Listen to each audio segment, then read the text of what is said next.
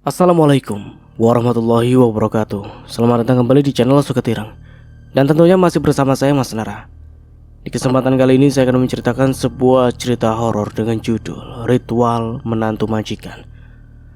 Oke, seperti biasa sebelum ceritanya, bagi kalian yang belum subscribe channel Suketirang, silahkan bisa subscribe dulu dan aktifkan lonceng notifikasinya agar kalian tidak ketinggalan cerita menarik dari channel Suketirang. Dan jangan lupa juga untuk share and like, tentunya agar Mas Nara lebih semangat lagi untuk menghibur kalian. Oke, kalau sudah, terima kasih Enzo. Let's begin.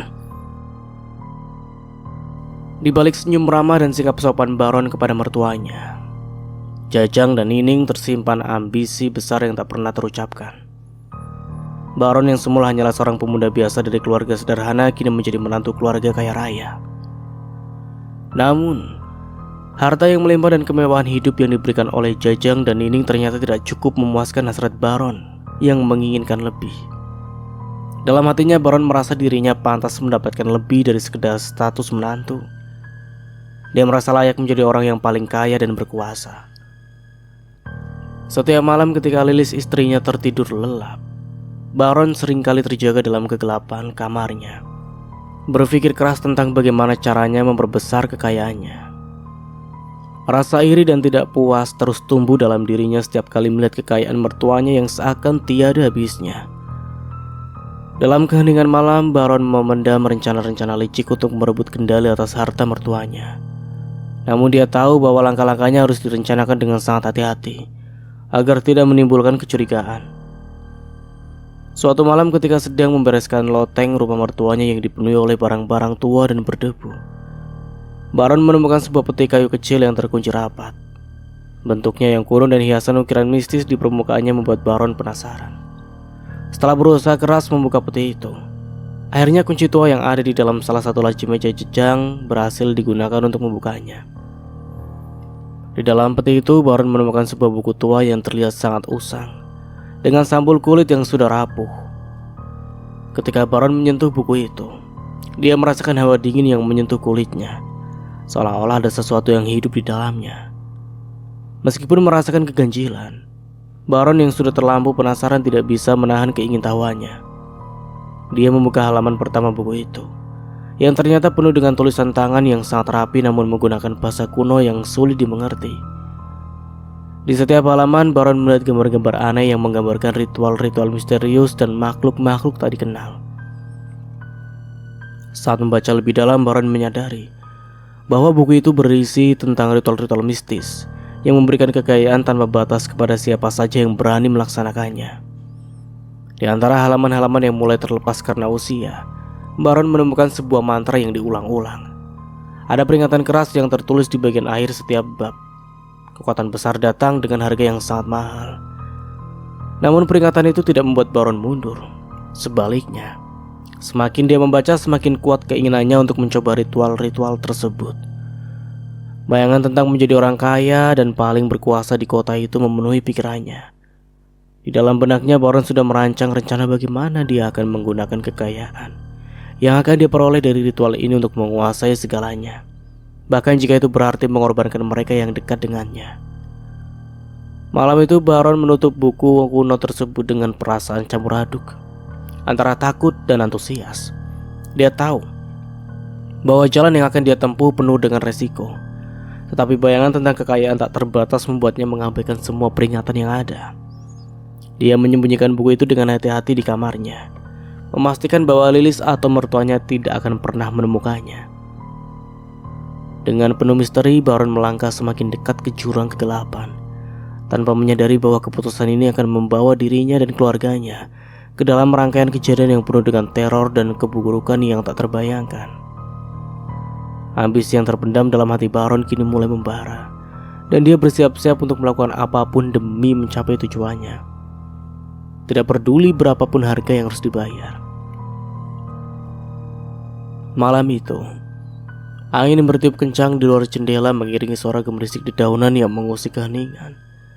Di dalam kamar yang redup, Baron duduk di meja kerjanya, dikelilingi oleh bayangan-bayangan yang dipantulkan oleh cahaya lilin. Buku kuno yang ditemukan di loteng terbuka di depannya. Halaman-halaman yang nampak rapuh seolah-olah berbisik, memanggil-manggilnya untuk menggali lebih dalam. Baron menutup buku itu dengan mata yang penuh ketegangan.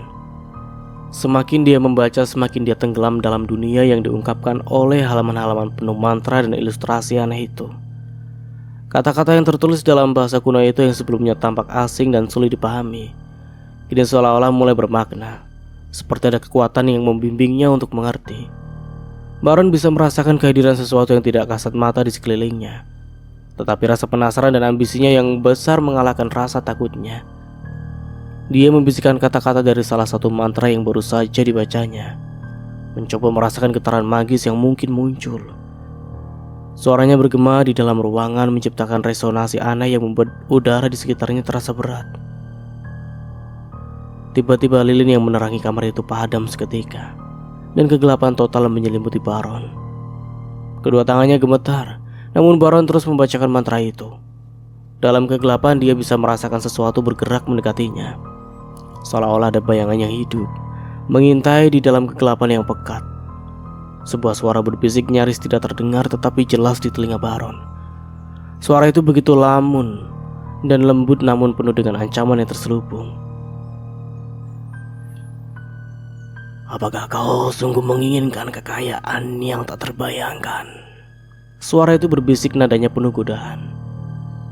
Apakah kau bersedia melakukan apapun demi mencapai impianmu?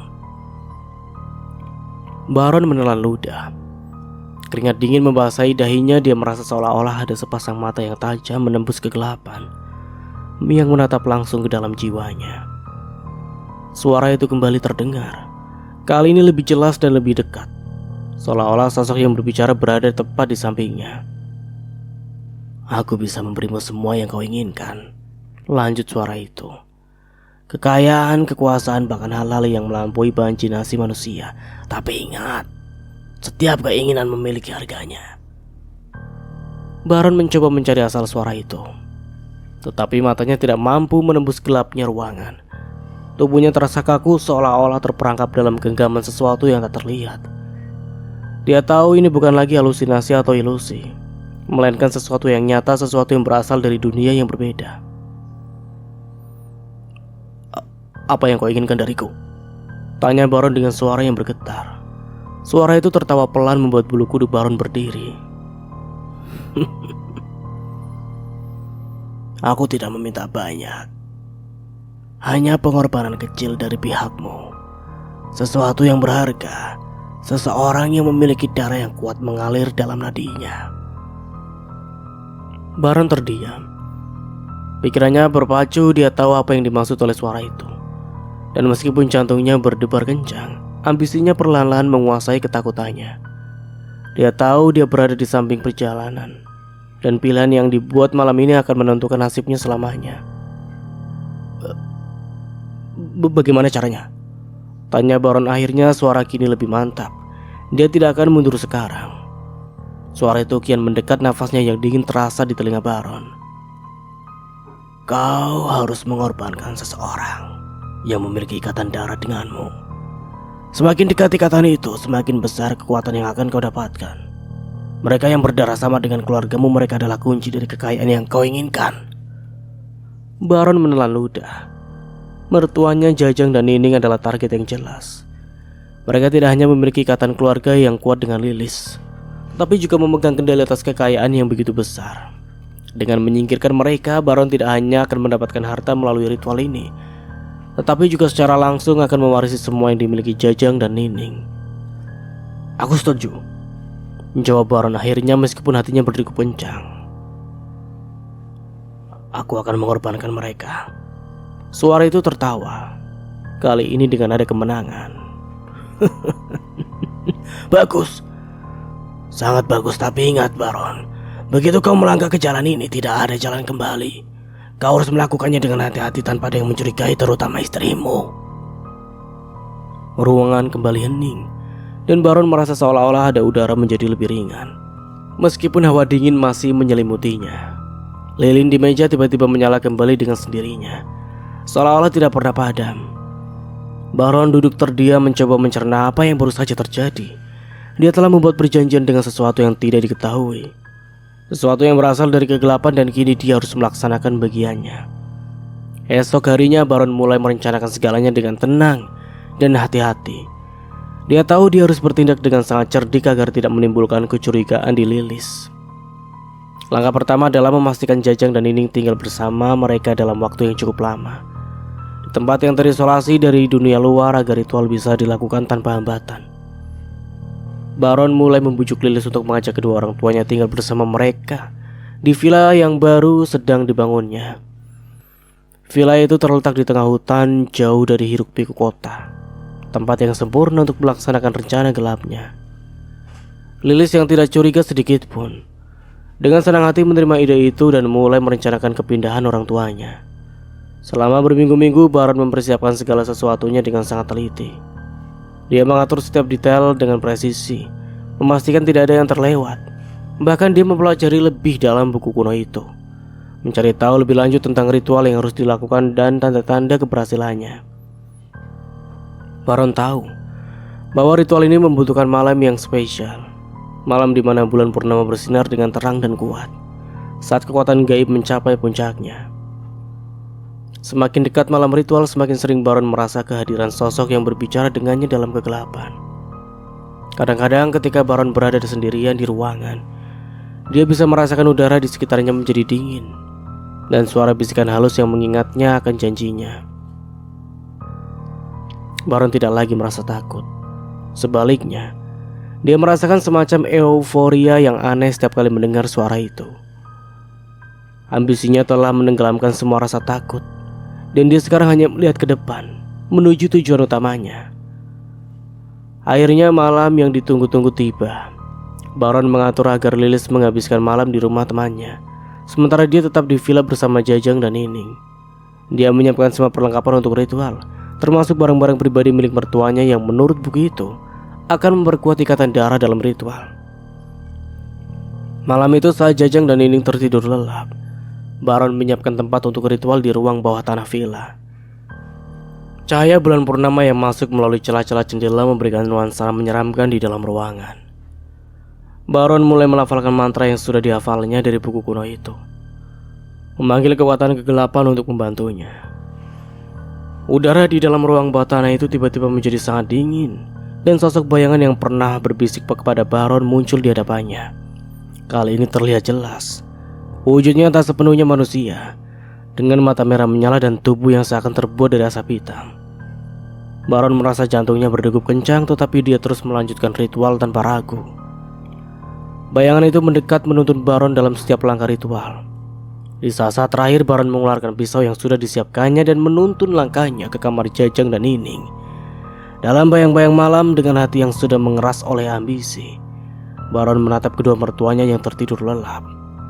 Dengan satu gerakan cepat, Baron melakukan tindakan yang mengerikan itu, memenuhi janjinya kepada kekuatan kegelapan.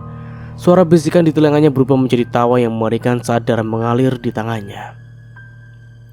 Baron tidak menyesal. Dia telah memilih jalannya dan sekarang kekayaan tanpa batas akan menjadi miliknya. Namun, di dalam kegelapan itu dia tidak menyadari bahwa harga sebenarnya yang harus dibayar masih belum terungkap. Dan malam itu ketika bayangan menghilang, Baron berdiri sendirian. Baron duduk di ruang kerjanya memandangi peta villa terpencil yang baru dibelinya. Villa itu terletak jauh di dalam hutan, dikelilingi oleh pepohonan yang menjulang tinggi, jauh dari hiruk-pikuk kota dan pengamatan tetangga. Dengan mata yang tajam dan pikiran yang dipenuhi dengan rencana, Baron membayangkan setiap langkahnya yang akan diambilnya untuk menjalankan ritual tersebut. Dia tahu bahwa satu kesalahan kecil saja bisa menghancurkan segalanya, termasuk hidupnya sendiri. Oleh karena itu dia harus menjalankan rencananya dengan hati-hati tanpa celah. Langkah pertama adalah memastikan bahwa Lilis istrinya tidak akan mencurigai apapun. Baron telah memikirkan cara yang sempurna untuk membujuknya, dan sekarang saatnya untuk mewujudkan ide tersebut. Di suatu pagi yang cerah, Baron mengajak Lilis sarapan di beranda belakang rumah mereka. Aroma kopi yang baru diseduh dan suara burung berkicau di sekitar mereka menciptakan suasana yang hangat dan menyenangkan. "Lilis, aku punya kejutan untukmu," kata Baron dengan senyum yang penuh arti. Lilis mengangkat alisnya tertarik. "Kejutan apa?" Baron menyesap kopinya menatap Lilis dengan penuh perhatian. Aku baru saja membeli sebuah villa di pinggiran kota, di tempat yang sangat tenang dan indah. Aku tahu betapa kamu menyukai ketenangan, dan aku pikir akan menyenangkan jika kita bisa menghabiskan lebih banyak waktu di sana. Bagaimana menurutmu? Lilis tampak senang mendengar hal itu. Villa di tempat yang tenang terdengar seperti mimpi bagi wanita yang selalu merindukan suasana yang damai. Itu terdengar luar biasa, Mas. Tapi kenapa tiba-tiba kamu membeli villa tanpa memberitahuku dulu? Baron tertawa kecil pura-pura merasa bersalah. Aku ingin memberimu kejutan, sayang. Aku tahu kamu pasti akan menyukainya, dan aku tidak sabar untuk melihat ekspresi wajahmu ketika kamu melihat tempat itu. Lagi pula villa ini bisa menjadi tempat kita melarikan diri dari segala kesibukan dan stres. Lilis tersenyum lembut, hatinya meleleh oleh perhatian suaminya. Kamu selalu tahu bagaimana caranya membuatku bahagia. Aku tidak sabar untuk melihat villa itu. Dan ada satu hal lagi yang kupikirkan, lanjut Baron dengan nada serius. Aku tahu betapa kamu sangat peduli pada kedua orang tuamu. Bagaimana kalau kita mengajak mereka untuk tinggal bersama kita di villa itu? Mereka pasti akan senang menghabiskan waktu lebih dekat dengan kita, terutama di tempat yang begitu indah. Lilis terdiam sejenak, mempertimbangkan usulan Baron. Itu ide yang bagus. Orang tuaku pasti akan sangat senang. Apalagi ayah selalu berkata bahwa dia ingin menghabiskan masa tuanya di tempat yang tenang dan jauh dari keramaian kota. Baron mengangguk, merasakan bahwa rencananya berjalan sesuai dengan apa yang diharapkan. Kita bisa mengatur kepindahan mereka dalam beberapa minggu ke depan. Aku akan mengurus semua keperluan dan pastikan bahwa mereka nyaman di villa itu. Lilis memegang tangan Baron, matanya berkilat dengan rasa terima kasih. Kamu benar-benar suami yang terbaik. Aku sangat bersyukur memiliki kamu di hidupku. Baron membalas senyuman Lilis, meskipun di dalam hatinya dia menyimpan kegelapan yang hanya dia yang tahu. Dia berhasil menanamkan ide itu dengan sempurna, dan sekarang langkah berikutnya adalah mempersiapkan villa tersebut untuk ritual yang akan dilakukannya. Beberapa hari kemudian Baron mulai mempersiapkan villa untuk kedatangan Jajang dan Nining. Villa tersebut memang sudah indah, dengan arsitektur klasik yang megah dan pemandangan hutan yang menakjubkan. Namun Baron tahu bahwa dia harus menyiapkan sesuatu yang lebih, sesuatu yang tidak biasa. Villa itu memiliki ruang bawah tanah yang besar, sebuah ruangan yang hampir tidak pernah digunakan oleh pemilik sebelumnya. Disinilah Baron berencana untuk melakukan ritual yang akan mengubah nasibnya. Dia mulai dengan membersihkan ruang bawah tanah itu, menyingkirkan semua barang-barang lama yang tidak berguna. Ruangan itu besar, dingin dan gelap, dengan dinding batu yang kasar. Baron memastikan bahwa ruangan itu tertutup rapat dan tidak ada jalan keluar kecuali melalui pintu utama. Setelah ruangan itu bersih, dia mulai membawa perlengkapan yang diperlukan untuk ritual. Dia mengikuti petunjuk dari buku kuno yang ditemukannya, mempersiapkan segala sesuatu dengan teliti. Di tengah ruangan, dia menggambar simbol-simbol aneh yang dia pelajari dari buku tersebut menggunakan kapur putih yang tebal. Setiap simbol memiliki arti dan tujuan tertentu. Semua diatur dengan presisi untuk memastikan kekuatan gaib akan terfokus di satu titik. Baron melakukannya dengan hati-hati, memastikan tidak ada satupun garis yang salah ataupun terputus. Setelah simbol-simbol itu selesai digambar, Baron memasang lilin hitam di setiap sudut ruangan. Lilin-lilin itu menurut buku kuno akan membantu memanggil kekuatan kegelapan yang diperlukan untuk ritual tersebut. Dia juga menyiapkan berbagai macam bahan yang akan digunakan, termasuk beberapa barang pribadi milik Jajang dan Nining yang dia ambil secara diam-diam dari rumah mereka. Benda-benda ini dipercaya akan memperkuat ikatan antara Baron dan korban-korbannya, membuat pengorbanan menjadi lebih efektif. Setiap malam, Baron datang ke villa itu sendirian, memastikan bahwa segala sesuatunya berjalan sesuai rencana. Dia melafalkan mantra-mantra dari buku kuno, mempersiapkan dirinya untuk malam purnama yang akan datang. Setiap kali dia berada di ruang bawah tanah itu, dia bisa merasakan kehadiran sesuatu yang tidak kasat mata. Sebuah kekuatan yang semakin kuat dan semakin nyata. Namun Baron tidak merasa takut. Sebaliknya, dia merasa semakin dekat dengan tujuannya. Sementara itu, Lilis menghubungi kedua orang tuanya memberitahukan tentang rencana kepindahan mereka ke villa yang baru. Jajang dan Nining merasa sangat senang mendengar kabar itu. Mereka selalu menyukai gagasan untuk tinggal lebih dekat dengan Lilis dan Baron, terutama di tempat yang begitu tenang dan indah. Mereka tidak tahu bahwa villa itu akan menjadi tempat mereka menghabiskan hari-hari terakhir mereka di dunia ini. Baron berpura-pura sibuk dengan persiapan memastikan semuanya berjalan lancar.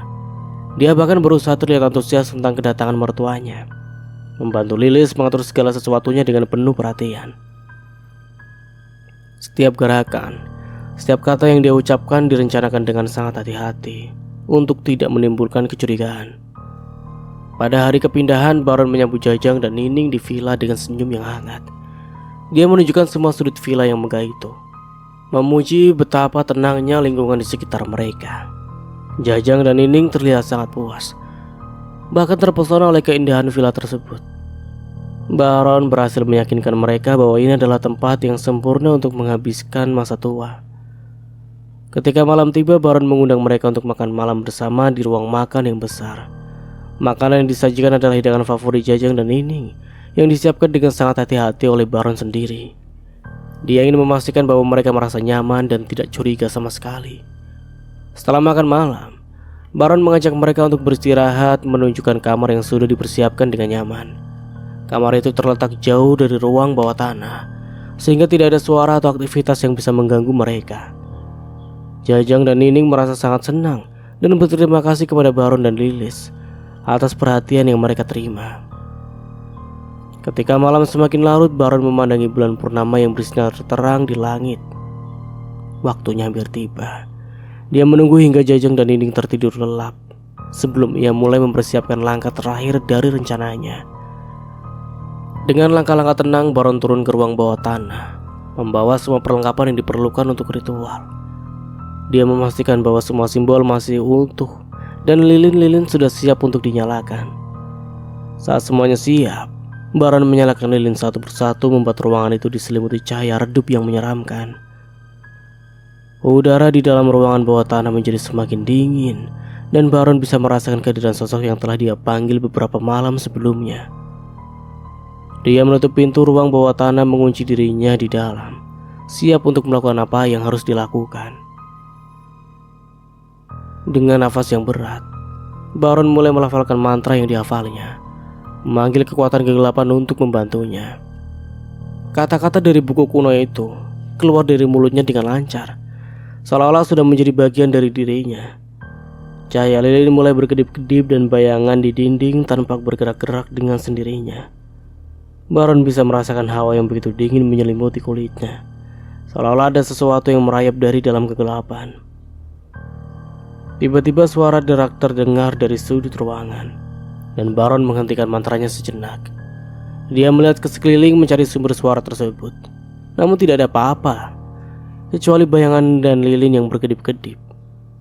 Baron mencoba untuk tetap tenang, melanjutkan mantranya dengan lebih mantap. Dia tahu bahwa ini adalah saat yang paling kritis, saat dimana dia harus sepenuhnya fokus pada tujuannya. Perlahan tapi pasti, Baron bisa merasakan energi yang luar biasa mengalir ke dalam tubuhnya. Semua rasa takut dan keraguan menghilang, digantikan oleh perasaan kekuatan dan kepastian yang sangat luar biasa. Dia tahu bahwa dia berada di jalur yang benar, bahwa dia akan mendapatkan apa yang diinginkannya. Namun dia juga tahu bahwa pengorbanan besar harus dilakukan terlebih dahulu. Sementara itu, Lilis tertidur di lantai atas, tidak menyadari apapun yang terjadi di bawah tanah.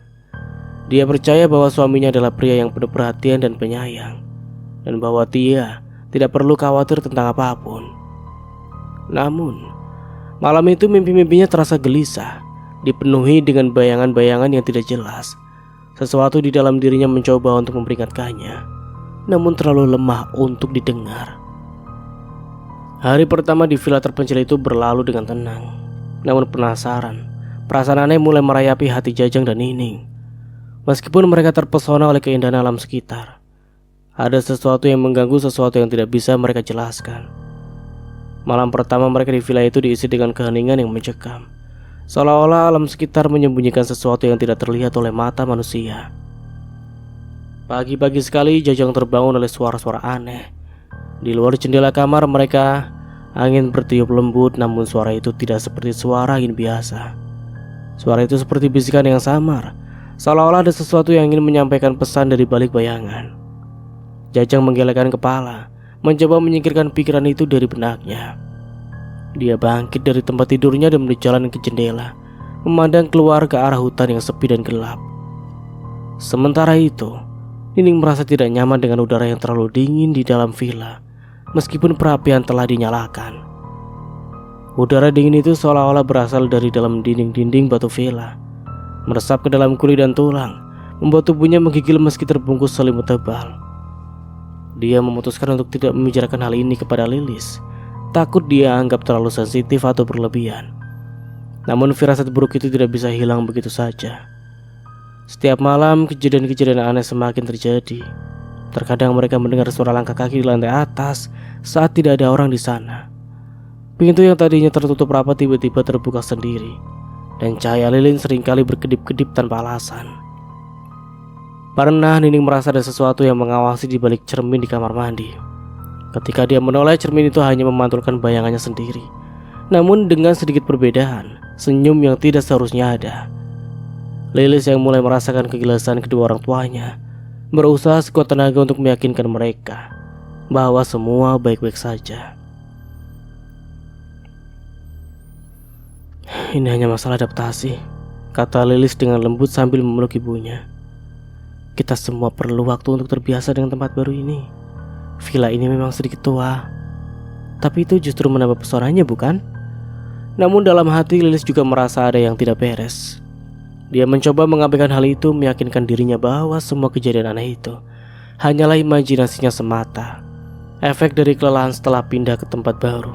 Namun semakin dia mencoba mengabaikannya, semakin kuat perasaan aneh itu. Villa yang seharusnya menjadi tempat perlindungan yang tenang kini berubah menjadi tempat yang penuh misteri dan kecemasan. Baron, di sisi lain, tampak tidak terganggu oleh suasana angker villa itu. Dia tetap tenang dan terkontrol, seolah-olah semua kejadian aneh itu adalah bagian dari rencananya. Setiap malam, setelah memastikan bahwa Lilis dan kedua mertuanya sudah tertidur, Baron turun ke ruang bawah tanah untuk melanjutkan persiapannya. Lilin-lilin hitam yang dia pasang di sudut-sudut ruangan kini menyala lebih terang, memancarkan cahaya redup yang tampaknya hidup dengan sendirinya. Simbol-simbol aneh yang digambarnya di lantai tampak berpendar samar, seolah-olah merespon kehadirannya. Malam semakin mendekati purnama dan Baron tahu bahwa waktunya semakin dekat. Dia bisa merasakan kekuatan gaib yang berkumpul di sekitar villa, menunggu untuk dipanggil dan digunakan sesuai keinginannya. Dia telah mempersiapkan segala sesuatu dengan sempurna, dari bahan-bahan yang dibutuhkan untuk ritual hingga momen tepat di mana pengorbanan harus dilakukan. Tidak ada ruang untuk kesalahan. Suatu malam ketika bulan purnama semakin mendekati puncaknya, Jajang terbangun lagi oleh suara-suara aneh itu. Namun kali ini suara itu lebih jelas, seperti bisikan yang memenuhi udara di kamar mereka. Dia bisa mendengar namanya disebut-sebut dengan nada yang hampir seperti memohon. Jajang bangkit dari tempat tidur, hatinya berdebar kencang. Dia menoleh ke arah Nining yang masih tertidur lelap, tidak terganggu oleh suara itu. Dengan perlahan Jajang berjalan keluar dari kamar. Mengikuti bisikan-bisikan itu, suara itu membawanya ke lorong yang gelap, ke arah ruang bawah tanah yang selama ini tidak pernah dia masuki. Tangga yang menuju ke bawah tampak sangat curam dan berderi setiap kali dia melangkah. Jantungnya berdegup semakin kencang saat dia semakin mendekati pintu ruang bawah tanah yang tampaknya bergetar, seolah-olah ada sesuatu yang menunggu di baliknya. Saat dia hendak membuka pintu, Baron tiba-tiba muncul di belakangnya.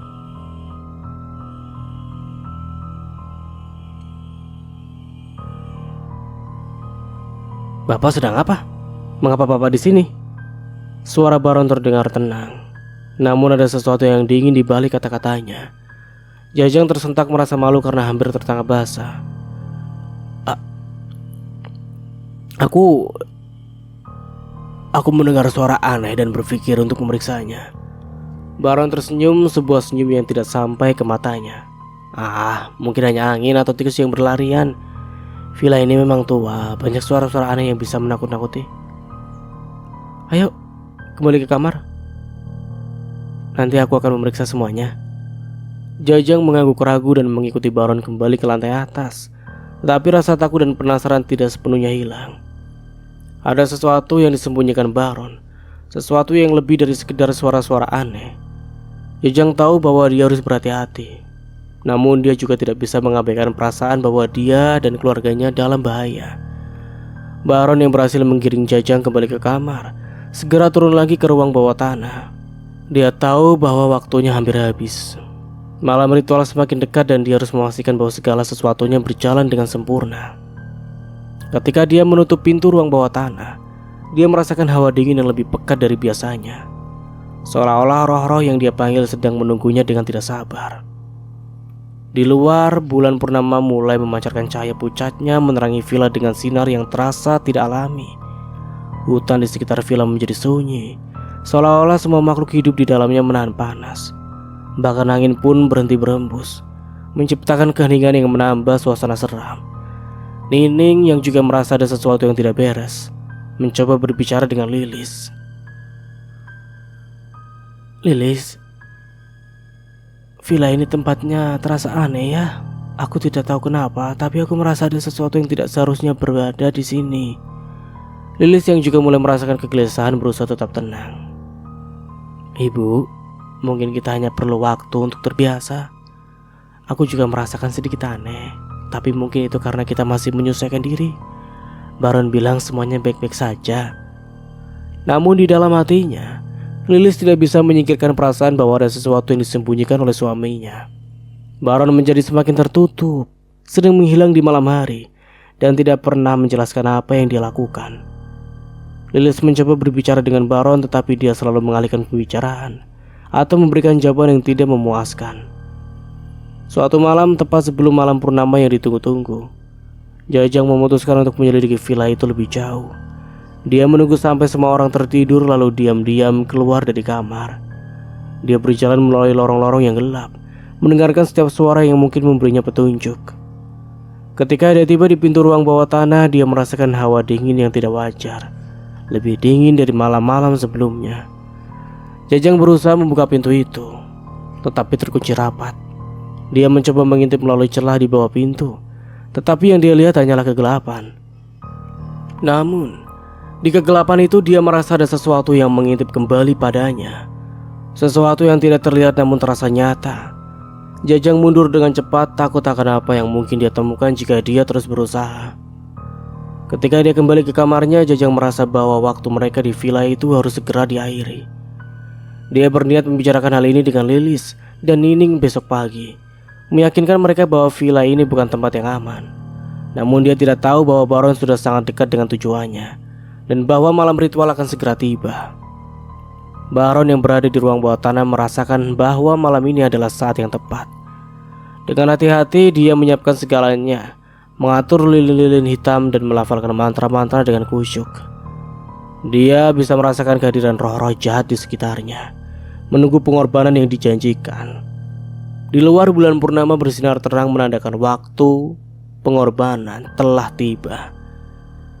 Di lantai atas, Lilis terbangun dengan perasaan yang gelisah. Dia merasa ada sesuatu yang salah, sesuatu yang mengancam keluarganya. Ketika dia bangun untuk memeriksa keadaan, dia melihat bayangan suaminya bergerak ke arah ruang bawah tanah. Tanpa pikir panjang, Lilis mengikuti Baron. Tetapi ketika dia tiba di pintu ruang bawah tanah, dia mendengar suara yang tidak seharusnya dia dengar. Suara tawa jahat yang bergema di kegelapan. Saat itulah Lilis menyadari bahwa suaminya bukanlah pria yang dia kenal. Villa ini dan segala keanehannya adalah tempat di mana mimpi buruk menjadi nyata, dan bahwa keluarganya berada di ambang bahaya besar. Namun Lilis juga tahu bahwa dia harus melakukan sesuatu untuk menyelamatkan orang tuanya dan dirinya sendiri, meskipun itu berarti menghadapi kebenaran yang mengerikan tentang suaminya. Baron yang masih sibuk dengan persiapannya tidak menyadari bahwa Lilis telah mendekat.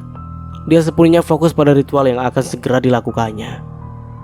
Malam ini dia akan memenuhi janjinya kepada roh-roh jahat, dan dia akan mendapatkan kekuatan yang selama ini dia impikan. Namun apa yang tidak disadari adalah bahwa Lilis yang telah mengetahui kebenaran tidak akan tinggal diam. Pertarungan antara cinta dan kejahatan akan segera dimulai di villa yang penuh dengan misteri kengerian ini. Suasana di dalam villa semakin mencekam. Seiring dengan berulurnya waktu, mimpi-mimpi buruk mulai menghantui tidur Jajang dan Nining setiap malam. Mimpi-mimpi itu begitu nyata hingga mereka terbangun dengan keringat dingin, jantung berdegup kencang dan perasaan takut yang sulit dihilangkan. Dalam salah satu mimpinya, Nining melihat dirinya berada di sebuah ruangan gelap yang dipenuhi oleh bayang-bayangan aneh. Suara-suara aneh berbisik di telinganya mengatakan hal-hal yang tidak dapat dia mengerti. Kemudian tiba-tiba bayangan itu mulai bergerak mendekat, membentuk sosok yang menyeramkan dengan wajah yang tidak jelas. Sosok itu meraih tangannya, menariknya ke dalam kegelapan yang lebih dalam. Nining berusaha melepaskan diri, namun cengkeraman sosok itu begitu kuat. Ketika dia terbangun, tangannya terasa dingin dan membiru, seolah-olah benar-benar telah disentuh oleh sesuatu dari mimpi itu. Jajang mengalami mimpi yang tidak kalah menakutkan. Dalam mimpinya dia berjalan sendirian di dalam villa yang tampak lebih besar dalam labirin daripada yang sebenarnya. Setiap kali dia mencoba menemukan jalan keluar, koridor-koridor itu berubah, seolah-olah villa itu hidup dan tidak mengizinkannya pergi. Pada akhirnya, Jajang selalu terjatuh ke dalam lubang yang tak berdasar, terbangun dengan rasa takut yang mengguncang seluruh tubuhnya. Mimpi-mimpi itu mulai mempengaruhi keseharian mereka. Jajang dan Nining menjadi gelisah dan mudah marah, dan seringkali terlihat termenung memikirkan sesuatu yang tak bisa mereka jelaskan. Villa yang dulunya tampak megah dan indah, kini terasa seperti penjara yang mengerikan. Setiap bayangan, setiap sudut gelap tampak menyembunyikan sesuatu yang ingin mereka hindari. Suatu malam saat Jajang sedang berjalan di halaman villa untuk mencari udara segar, tiba-tiba saja kakinya tersandung oleh sesuatu yang keras. Dia terjatuh ke tanah, kepalanya hampir membentur sebuah batu besar yang ada di dekatnya. Untungnya dia berhasil mengangkat tangannya tepat waktu untuk melindungi kepalanya. Namun tetap saja rasa sakit menjalar dari siku hingga bahunya. Ketika dia melihat apa yang membuatnya terjatuh, dia menemukan sebuah patung kecil dengan bentuk yang aneh dan menyeramkan. Patung itu terlihat seperti makhluk setengah manusia, setengah hewan, dengan taring yang tajam dan mata yang memancarkan kebencian. Jajang terperanjat. Dia tidak pernah melihat patung itu sebelumnya. Dia yakin bahwa patung itu tidak ada di sana ketika mereka pertama kali tiba di villa. Seolah-olah patung itu muncul entah dari mana menunggu saat yang tepat untuk membuatnya celaka. Jajang merasakan firasat buruk semakin kuat. Sesuatu yang jahat sedang terjadi di villa ini, dan dia tahu bahwa waktunya hampir habis. Keesokan harinya Jajang menceritakan insiden itu kepada Nining, yang langsung berubah pucat mendengarnya. "Kita harus pergi dari sini, Pak," kata Nining dengan suara gemetar.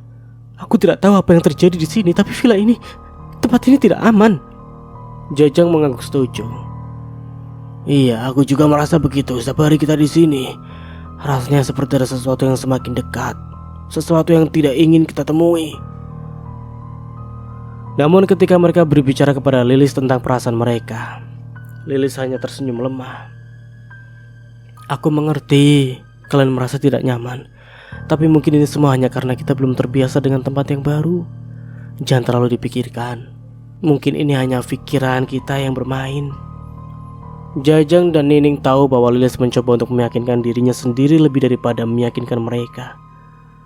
Namun mereka merasa bahwa sudah saatnya untuk pergi dari villa ini sebelum sesuatu yang buruk benar-benar terjadi. Tetapi ketika mereka menyampaikan niat mereka untuk pergi kepada Baron, dia dengan lembut namun tegas menolak. "Kalian baru saja tiba," kata Baron dengan nada yang ramah namun memaksa. "Mengapa kalian ingin pergi begitu cepat? Villa ini adalah tempat yang sempurna untuk beristirahat dan menikmati alam. Percayalah, semua perasaan tidak nyaman itu hanya sementara." Jajang dan Nining tidak punya pilihan lain selain menuruti keinginan Baron, meskipun hati mereka semakin dipenuhi rasa takut. Mereka mencoba untuk tetap tenang, namun setiap malam mimpi-mimpi buruk itu kembali, semakin nyata dan mengerikan hingga suatu malam Nining terbangun dari tidurnya dengan nafas yang tersenggal-senggal. Dalam mimpinya dia melihat Jajang terbaring tak berdaya di lantai. Darah mengalir dari kepalanya. Di sampingnya Baron berdiri dengan senyum yang mengerikan, memegang sebuah benda tajam di tangannya. Nining menoleh ke arah Jajang yang sedang tertidur di sebelahnya. Dia merasa lega melihat suaminya masih hidup. Namun ketakutan yang mencekam hatinya tidak berkurang. Mimpi itu terasa begitu nyata, seolah-olah memberinya pertanda akan sesuatu yang akan terjadi. Di sisi lain, Baron semakin sering menghilang di malam hari, membuat Jajang dan Nining semakin curiga. Mereka merasa bahwa Baron sedang merencanakan sesuatu yang jahat, sesuatu yang berhubungan dengan mimpi-mimpi buruk yang terus menghantui mereka. Namun mereka tidak memiliki bukti, hanya firasat yang semakin kuat. Suatu malam Jajang memutuskan untuk menyelidiki lebih jauh tentang villa tersebut. Dia berencana untuk menunggu sampai semua orang bisa tidur, lalu mencari tahu apa yang sebenarnya dilakukan Baron di ruang bawah tanah. Namun ketika malam itu tiba, semuanya berubah dengan cepat. Malam itu, setelah memastikan semua orang tertidur, Jajang diam-diam bangun dan menuju ke ruang bawah tanah. Namun ketika dia hendak membuka pintu ruang bawah tanah, tiba-tiba pintu itu terbuka dengan sendirinya. Jajang merasakan hawa dingin yang menusuk tulang keluar dari dalam ruangan gelap itu. Dia berdiri di ambang pintu, berusaha mengumpulkan keberanian untuk melangkah masuk. Tiba-tiba sebuah tangan dingin mencengkeram pundaknya. Jajang terlonjak, namun ketika dia berbalik, dia hanya melihat kegelapan. Tidak ada siapapun di sana. Jantungnya berdebar kencang, namun dia memutuskan untuk tetap melangkah masuk. Dia harus tahu apa yang disembunyikan Baron di tempat itu. Di dalam ruang bawah tanah, cahaya lilin yang membiarkan suasana yang lebih mengerikan itu. Di sudut ruangan, Jajang melihat berbagai benda aneh dan simbol-simbol yang digoreskan di lantai dan dinding. Di tengah ruangan ada sebuah altar kecil yang ditutupi oleh kain hitam. Di atasnya ada patung yang sama seperti yang Jajang temukan di halaman villa. Namun kali ini patung itu tampak lebih besar dan lebih menyeramkan. Dan sampai di sini dulu ceritanya. Nantikan kelanjutan ceritanya di part berikutnya. Dari saya mohon maaf bila ada salah kata atau dalam penyampaian cerita.